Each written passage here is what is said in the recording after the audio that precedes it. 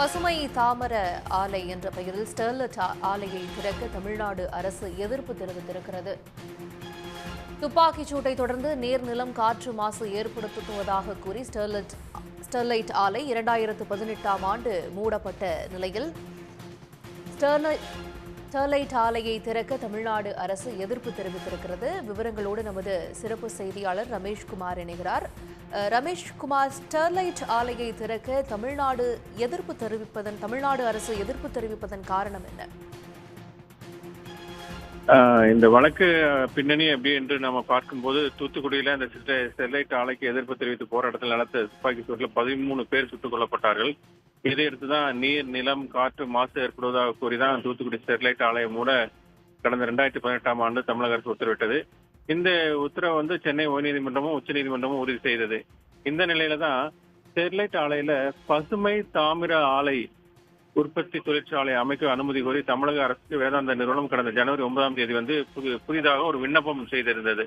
அந்த பசுமை தாமிரம் குறித்து பல்வேறு ஆய்வு அறிக்கை இணைத்து அளிக்கப்பட்ட இந்த விண்ணப்பத்தை நிராகரித்து கடந்த ஜனவரி 27ஆம் தேதி தமிழக அரசுடைய மாசு கட்டுப்பாட்டு வாரியம் உத்தரவிட்டிருந்தது. இந்த உத்தரவை ரத்து செய்து நீதிமன்ற கண்காணிப்புல தமிழக மாசு கட்டுப்பாட்டு வாரியம், மத்திய சுற்றுச்சூழல் துறை, மத்திய மாசு கட்டுப்பாட்டு வாரியம், மத்திய சுரங்கங்கள் அதிகாரிகள், நிபுணர்கள் அடங்கிய பன்னோக்கு நிபுணர் குழுவை அமைத்து பசுமை தாமிர உற்பத்தி ஆலை அமைப்பது குறித்து ஒரு விரிவான ஆய்வு செய்து அறிக்கை அளிக்க உத்தரவிட கோரிதான் வேதாந்தா நிறுவனம் சென்னை உயர்நீதிமன்றத்தில் மீண்டும் வழக்கு தொடர்ந்தது. அந்த பன்னோக்கு நிபுணர் குழு அளிக்கும் அறிக்கையின் அடிப்படையில் பசுமை தாமிர உற்பத்தி ஆலை அமைப்பது தொடர்பாக அரசு கூறிய உத்தரவுகளை பிறப்பிக்க வேண்டும் என்றும் அந்த கோரிக்கை முன்வைத்திருந்தது. இந்த வழக்கு தான் தலைமை நீதிபதி எம் ஸ்ரீவத்சவா, நீதிபதி அல்முருகன் அமர்வுல இன்றைக்கு விசாரணைக்கு வந்தது.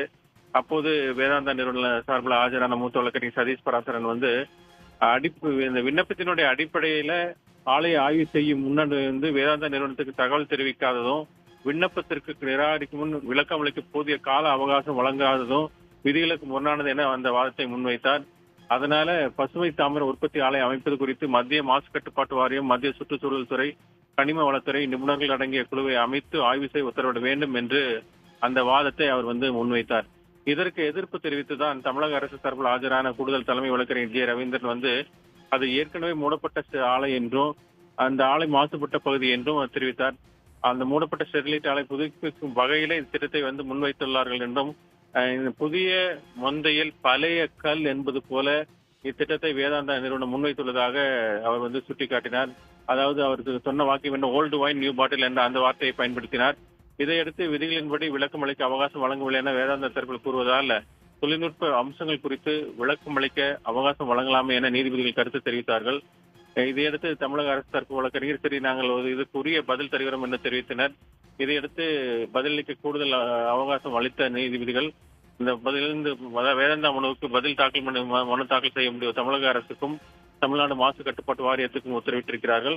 பசுமை தாமிர ஆலை அமைப்பு தொடர்பாக மத்திய சுற்றுச்சூழல் துறை, கனிம வளத்துறை மற்றும் மத்திய மாசு கட்டுப்பாட்டு வாரிய நிபுணர்கள் குழுவை அமைப்பது குறித்தும் விளக்கம் அளிக்க வேண்டும் என்றும் நீதிபதிகள் கேட்டுக் கொண்டுள்ளார்கள்.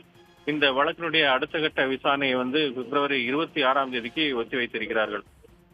உடனுக்குடன் செய்திகளை தெரிந்து கொள்ள சன் நியூஸ் பெல் ஐகானை கிளிக் பண்ணுங்க.